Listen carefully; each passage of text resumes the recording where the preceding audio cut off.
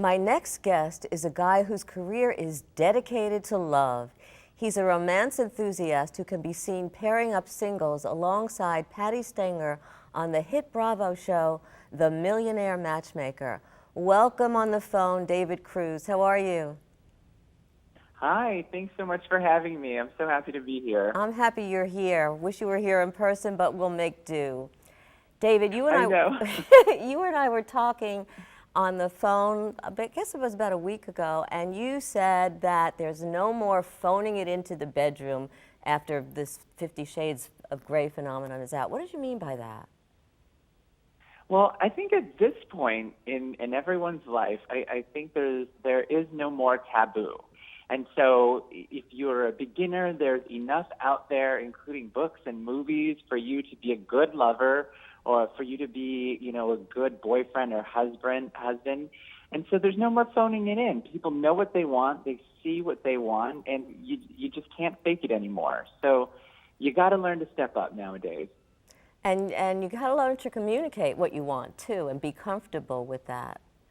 You also said something that I love, and you said love is making a comeback. What does that mean?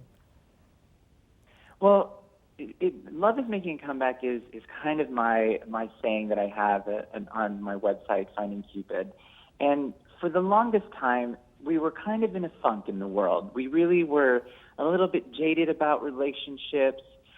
There was really an overall feeling that, divorce was just a more commonplace versus marriage and happily ever after. And people were just kind of in that place. And then there was a sudden movement of people that were just believers. And then there was things that started to pop up here and there that said, hey, no matter what happens, I'm going to believe in this no matter what.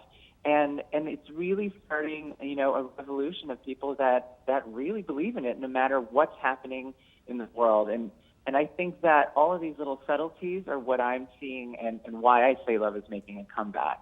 We're really kind of devoted to bringing back chivalry nowadays, and I really love that. And chivalry is great. I love somebody opening the door for me and being polite, and it actually adds, I believe, it adds to the romance of it too, don't you think? Absolutely. I'm almost very shocked when somebody holds the door for me, like at a coffee shop or something.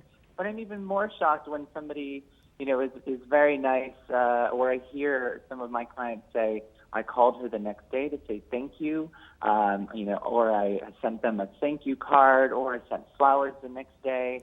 Instead of doing things that were almost challenged by, like sending a text or writing an email.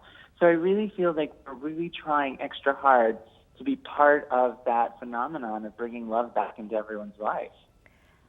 With this phenomenon of 50 Shades of Grey, how do you believe it's affecting dating and matchmaking and certainly your website and the people that are on it? What are you seeing? Is there any difference?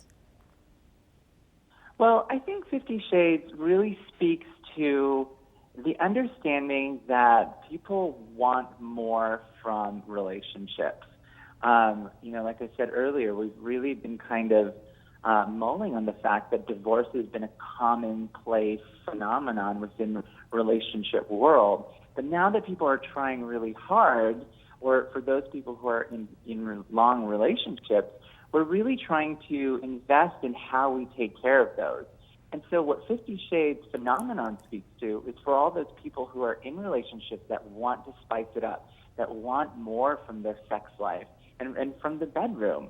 I think that 50 Shades speaks to a grander voice of a woman saying that it's okay for women to love sex in their life and for them to communicate the things that they want as far as desires and possibly fetishes, and that's okay, because men have had those for a very long time. I think it's okay for women to say that as well now, too. I'm glad you said that, David, because like we've been talking, men, it's always been, okay, it's natural for a man to want sex and to think about desire. And often it hasn't been turned around to the woman, where a woman does like sexuality, it wants to be comfortable in her sexuality, loves desire, likes foreplay and all of that. So I think it's so important. What else do you recommend that can help couples get closer and really help their intimacy, not just in the bedroom, but also outside of the bedroom? Well, I think, going back to the age-old way of communicating, I think that that's a turn-on, I think, for almost anyone. I think we've become so used to how technology has replaced, it's made it easier for us to communicate, but it's really replaced the emotion involved with communicating. There's so many times when I sit with clients and they say, I really wish you would just touch my shoulder or hold my hand. And those are such easy things, and that's foreplay for a lot of people. Right. And we don't realize that. So touching, instead of just going right to the act, touching, foreplay, music, just romancing the moment. It's really not about much more than that. It's just about getting back to the basics of actually communicating what you want, talking about things, and just being there in that moment. Foreplay can go a long way. I agree, and telling people what you want, and the romance aspect is so very important. David, thank you so much for being here, and My pleasure. take care. Here's a question for you. Do you know the difference between using a dating service versus a matchmaker? Ahead, you're going to find out what's best for you and how you can benefit from a date coach when you're looking for love.